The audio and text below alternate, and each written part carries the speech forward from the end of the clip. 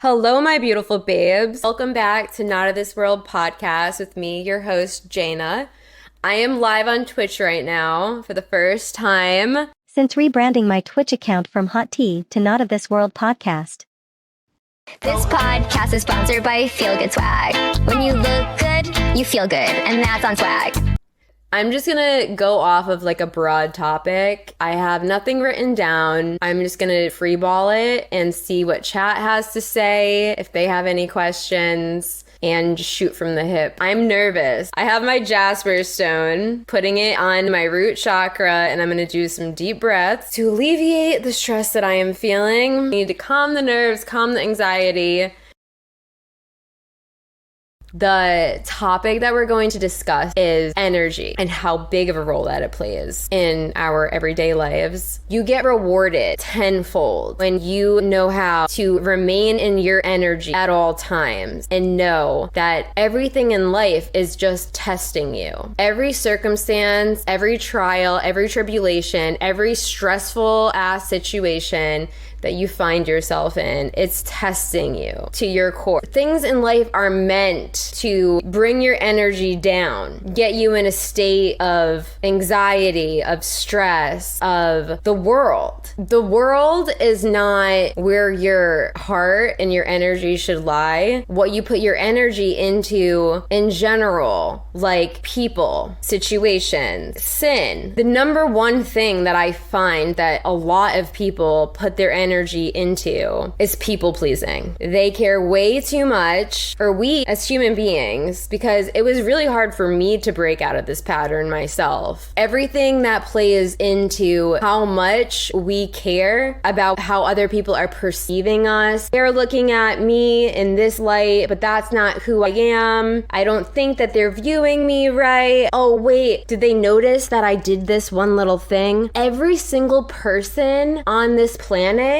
is so in their own head, thinking everyone notices every detail about them in their lives and the way that they walk, the way that they talk, the way that they dress, the way that they act, the way that they speak, everything. But every other person is worried about themselves too. So nobody notices what you notice. I feel like a lot of people don't understand that you need to kill your ego, because your ego is the biggest silent killer of life. It really is. Your ego destroys you from the inside out. You need to learn how to tap into who you were before the world got to you, because the world has traumatized each and every single one of us in completely different ways. But nonetheless, it had. Whether it's your upbringing when you're a kid, thoughts, patterns, what people instilled into your brain, self-conditioning, and how you should be and what you shouldn't do or act or say, and that you should care what everyone thinks about you. It's just a whole load of mumble jumble BS, honestly. Who are you without the world? Take away people pleasing and all worldly distractions. It's just you, yourself, God, in the spiritual realm. Because really, this world is temporary and it is fleeting as heck, okay? And if you can really tap into your own energy side of your trauma, this is what helps me get out of this. Because I mean, I've had a couple ego deaths and spiritual awakenings, but for people that haven't had that just happen to them out of nowhere, like I have, there's a visualization technique that is really helpful. Think about everything that has traumatized you in life. Think about all that you can, that's in your conscience, okay? Everything that you can think about is in your conscience right now.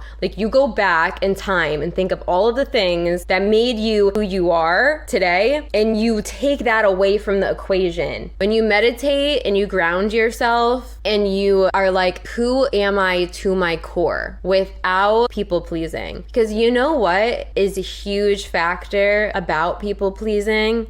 That if you put yourself back into thinking about all of the energy and time you've spent on trying to make another person happy, do you still talk to them? Are they still in your life? Half of the people that we are trying to please and we're putting our energy into trying to please everyone else but ourselves, all that it is doing is sucking out all of the good energy and putting it into them. When you care for someone and your energy is not being reciprocated and you're left feeling like you're not enough for that person, that is exactly when you need to be enough for yourself. You need to take your energy back. What's important is if you don't receive the love that you give to someone back, that means that you need to give it to yourself. The reason why you are literally pouring into someone from an empty cup. They always say, like, you need to fill your cup up before you can pour into somebody. When you really truly love yourself and date yourself and are happy with yourself, you attract the right person because your energy is not caring anymore what anyone else thinks about you, and instead it's caring what you think about yourself. All the love that you have for whoever in the world at the moment isn't reciprocating your energy and your love. You need to pour that into yourself, and you can. Sometimes people get stuck because they feel like they're not good enough. They feel inadequate. They feel, well, if nobody loves me, then why should I love me? How do I love myself when the world doesn't? That's the whole freaking point. The world doesn't love you because you don't love yourself. People don't love you because you don't love yourself. And your energy exudes that. Your energy exudes low self-esteem and low confidence and unworthiness. I'm trying to say this to help everybody because it's a really hard thing to tap into and master. I mean, it's never ended. Even for me, I go through highs and lows of it. But one thing that I have really mastered is the art of isolation. My Twitch chat, the reason why I stop streaming sometimes is because I need to. Like, I need to get back into my creative flow, my creative web of my own energy, and not doing things because I'm like, okay, well, what will they think? What do they want? What do I want to say? What do I think? It is all about changing your state of mind. And if people don't even know where to start, I highly recommend that you start by going into isolation mode for a while and meditating and asking God, or just asking yourself if you don't yet believe in God, because this podcast is for everybody. Who am I? What do I like? What do I need? Okay, if you ever wake up and you're in a bad mood, look at yourself in the mirror, and it might sound creepy, but I swear it works. Ask yourself, what do I need right now to feel better? In this very moment, I don't feel good inside. What do I need to do to feel better right now in this very moment? And I swear, it might not come to you right away, but it will. Just think, how can I feel better? Maybe you need to take a nap. Maybe you haven't slept. Maybe you want to enjoy one of your favorite dishes. There's nothing wrong with doing that when your mental health comes before everything. For me, it's music. I also cut out music recently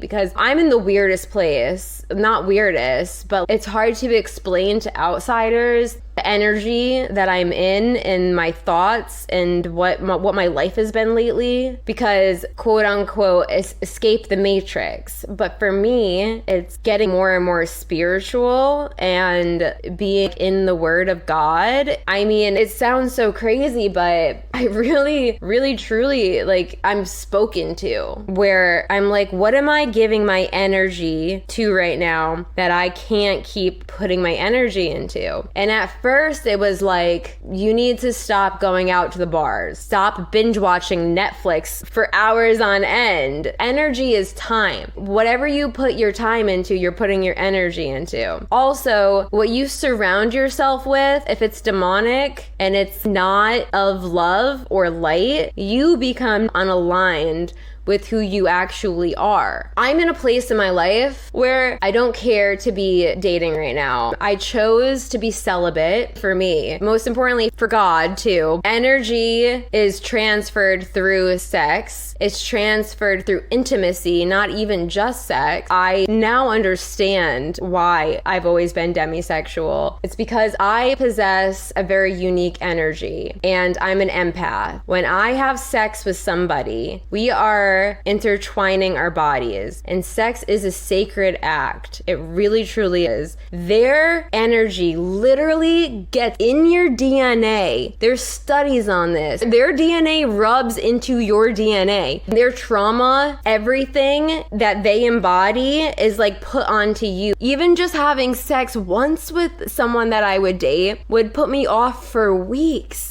Dude, and it was like a never-ending cycle for me when I got close to God. Ooh, man. It's okay to be a little wild child at some point in your life. I never judge a person based on their past or things like that. I will say, even dating though, it's not even just the act of sex. It's not even like, hey, I'm celibate. I'm not actively on dating apps anymore. I'm not wasting my time on stupid things that don't matter in life. For example, if you're on Tinder or Hinge all the time, swiping, having conversations that go nowhere with people, all of that time you could be spending on yourself, on achieving your next goal and your next step towards moving forward in a life that makes you happy. The more energy you put into bettering yourself and accomplishing your goals, you know, sometimes people don't even know what their dreams and goals are, but you will see such a clearer picture once you are less distracted. Break down all of the little goals to make them more accessible, because once you start checking off the little goals that you're achieving, you get a boost of confidence in yourself. You get a boost of self-love. You get a boost of self-esteem. So cut out all of the worldly distractions out of your life. And once you stop consuming alcohol, consuming bad media and news and press, and hanging out with the wrong people, and you center yourself around only things that are of light and of love and knowledge and attainable for you, the world will respond accordingly. One, you're going to achieve your goals so much faster when you're not putting energy into everything else around you, because all the things that are worldly are leading you out of your soul and into your ego. When you're in your ego, you have no idea who you are, what you're capable of, what you want, how you want to live your life, how you want to stop living your life. But the more you align yourself, the more you realize, okay, this is what I want. Okay, this is how I want to act. Okay, this is how I deserve to be treated, because I can treat myself this way. Once I started implementing these things in my life, I'm out here. If I want to go somewhere, because I'm new to Florida, I don't have friends here still. If I want to go out for some escargot and an espresso martini, I will go to my favorite restaurant by myself, sit at the bar. I literally, half the time I go there, I put my AirPods on, I listen to feel-good music, I eat my escargot, I have my espresso martini, I go home. I feel good. I wasted no time. I did things that felt good to do, and no one's sucking my time and energy out of me where I will regret that one day in the future. I have people all the time being like, oh, you went there by yourself? The other day I was at a sports bar because I wanted a burger alone. I had so many people even at the bar there being like, what are you doing by yourself? Why are you here alone? Like, who's joining you? I just want to eat my dang burger in peace, okay?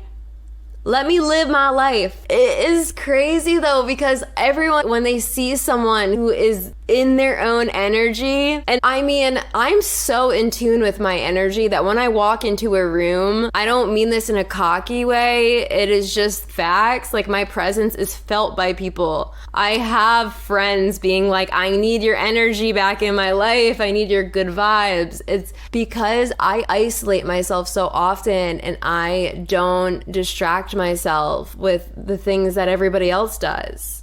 I'm just different, but you need to step into it. Anybody can be like that. All of you guys can step into your power and figure out who you are and what you want out of your life. You just need to cut out of your distractions. You need to stop putting your energy into the things that are literally sucking the life out of you.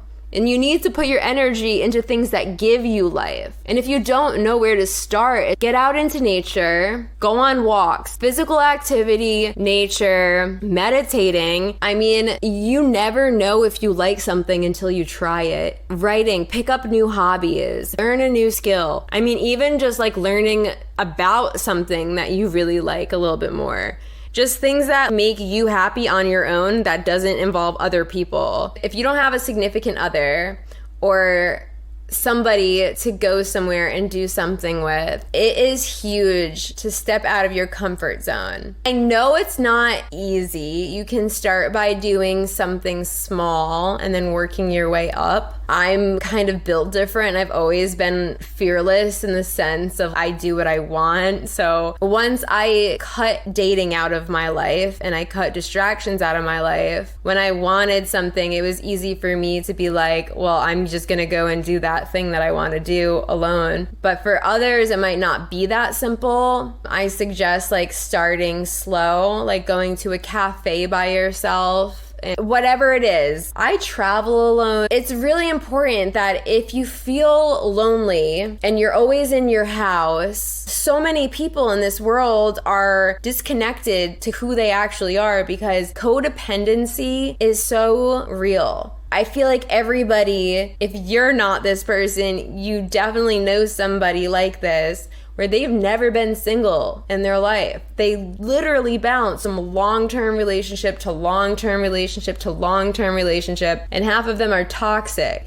They're not even happy. They're miserable. The reason why they're miserable is because they don't even know how to love themselves and that person isn't loving them right. And it's a big thing to break. Codependency is huge. Discovering who you are, there's a fine line. This is a huge double-edged sword. It's either people are constantly seeking validation from others and need other people in their life to validate their existence and their being, and they're never in their own energy and they're never knowing who they are or discovering who they are, and they probably never will if that's their whole life. It's like they're afraid to find themselves. Don't be afraid to discover who you are, because what's on the other side of that is happiness and joy and so much fulfillment that another person could never give to you. You can only give it to yourself. And then once you are fulfilled yourself and you are an embodiment of light and love, and you know what makes you happy and you know what you like to do because you've realized and figured it all out already, it's so easy to figure out what you don't want in another person. It's so easy to figure out the energy that you don't like and the things that you don't like. What is compatible with who you are? For me, I could go like that and have a boyfriend, yet people are always asking me, why are you single? And it's because I'm gonna remain single until I find somebody who makes me be happier than I am alone and by myself. But now that's really hard to do because I'm very self-sufficient on my own. I want somebody to add to my life who aligns with the things that I enjoy and the things that I like and the values and morals that I have. Because the values and morals that I have when it comes to dating, they are not of this world. This world is just so messed up. When it comes to dating, it's like, where to start, man? Where to start with this?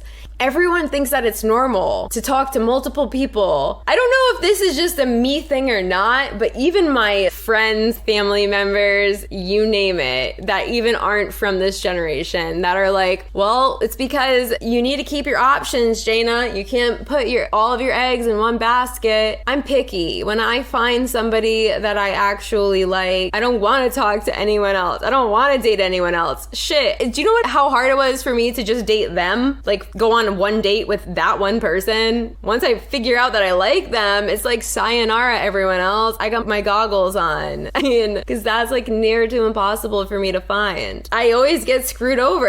It's why I don't do dating anymore, because everyone else thinks that you need to be talking to multiple people at the same time as talking to one person, and that's just how everyone is. You need to play the field. I'm not playing the field. I'm not playing games games. Men are more in their feminine and women are more in their masculine. When it comes to dating, men are like very emotional, but they don't show it. They like to be chased. They like to push girls away because they think that'll make them want to stay. For girls, yes. For women who are God-fearing and of value, which is who they claim to want to marry and can't find, you can't push a woman like that away because they're not gonna come back. I'm not going to chase them. I'm not going to be like, hey, you're wrong about me. Let me prove you otherwise. I know who I am. If I'm not enough for someone, I'm okay with it because I know that they're not for me. But it's crazy because half the people that do that come back in the end to me. Hello, stupid head. I just don't understand the logic. Some men are so dumb. Sorry. Both men and women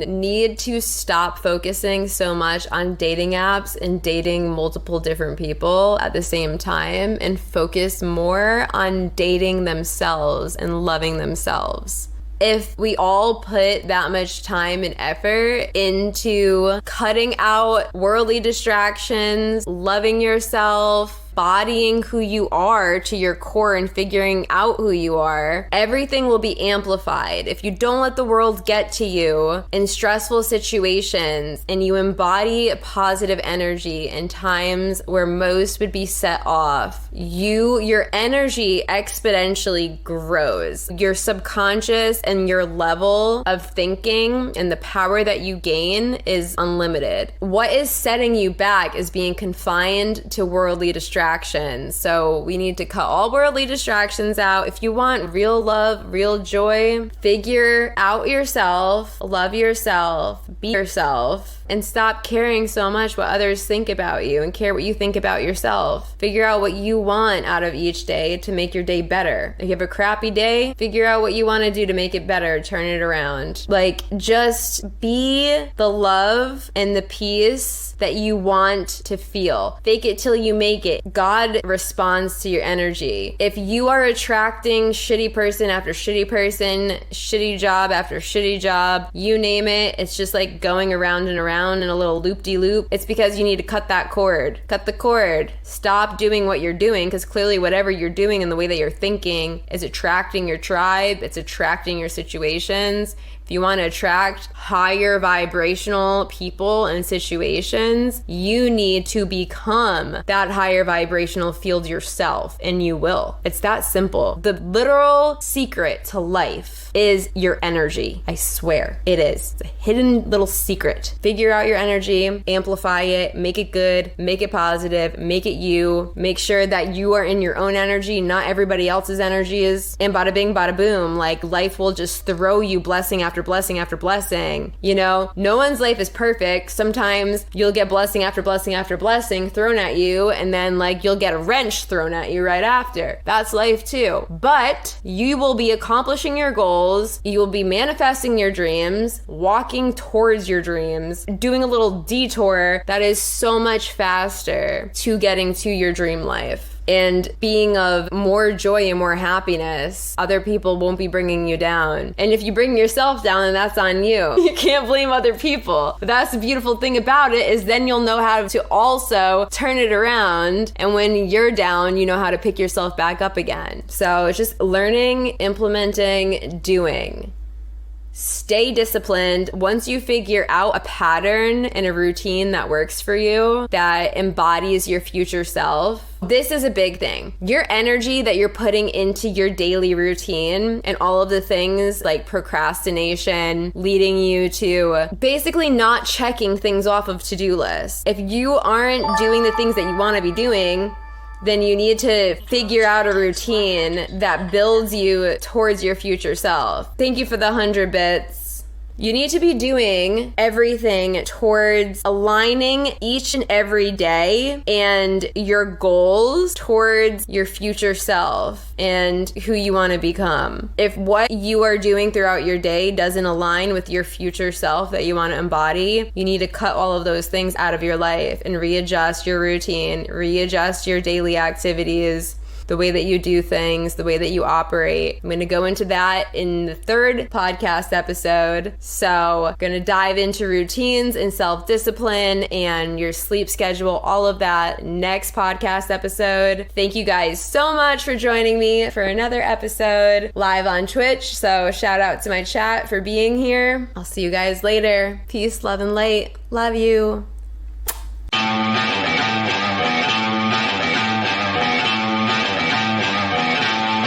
You can really tap into your own energy outside of your trauma. Hotties 1 king simp cheer dex 1000. The Hottie 1 timing. hype, Hottie 1 dev, Hottie 1 heart. Okay, this is BeanBoozled time. So, love you, Nick. Oh boy. This is live on my Twitch stream, like I said. I lost my spinner last night, so I'm just gonna close my eyes. But for 1,000 bits, I eat 2 of the beans. So here we go. Oh gosh, I gotta take the gum out of my mouth. This is gonna be fun. So excited. So excited. Thank you, Nick. Let's see what chat is saying. Actually, freaking true. Nothing but facts. Thanks, guys. True. Timed perfectly. Yeah, I was going on a little bit of a tangent. Sometimes, yeah, but it was timed perfectly. Thanks. Okay, here we go.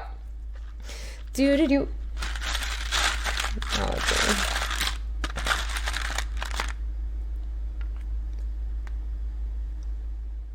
Oh, you lucked out. The blue. The blue is my favorite one to... I swear I wasn't peeking, by the way. But the blue is mouthwash or blueberry. It's basically the only BeanBoozle in all of the BeanBoozles that is on both ends. Because either way, you want your mouthwash after you eat a stink bug or puke or dead fish is the best thing ever.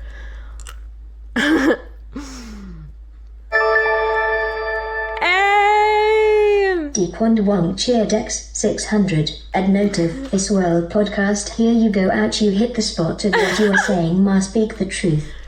Yes, thank you to Kwanda Wong. Guys, I feel the love. I appreciate it. That grounding technique that I just showed you guys, you saw how much of a nervous wreck I was before it. I appreciate the support so hecking much. I'm gonna add 1 BeanBoozle onto that. I know what I had it at was like 1,000 for 2, but bam, 500 is 1. So, all right, here is numero dos.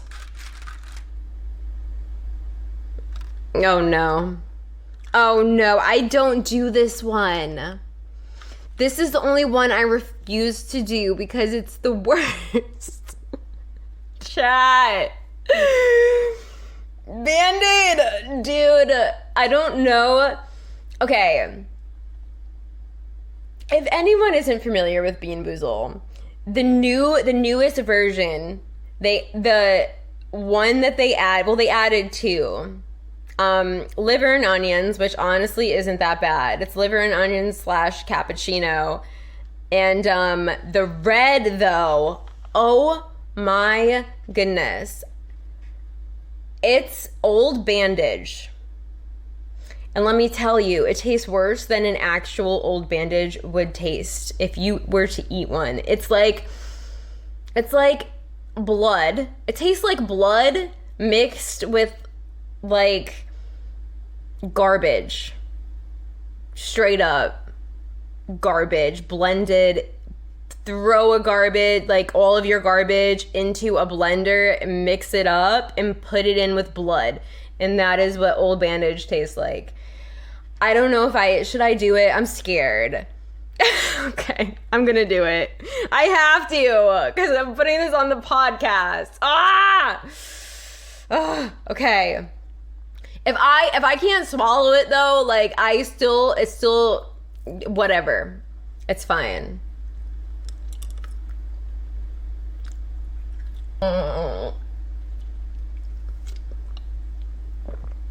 I know, I'm so cute when I eat old bandages. It's so cute. I swear I have a rule that I swallow every single one. Like, I don't spit it out and half-ass it, but this is the one flavor I don't even attempt to do. But I attempted it. It's a no for me. It's a no for me, fam. Okay, this one is for you, Daquandawonk. Here we go. Numero 3. Number 3. Oh, please don't be another red one because I can't do it. Okay. What is this one? I forget. Oh no, it's stink bug. How can I... I'm just, thank goodness the first one was mouthwash. Okay. Mom, come get me. I'm scared. Oh no. No. It's a stink bug. Oh no. Okay, try my hammer. So nasty. It's so gross. Oh, it's stuck in my molar.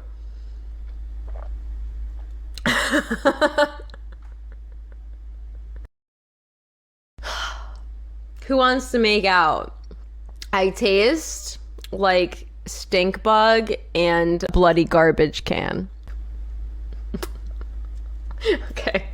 Kitana wins. Flawless victory.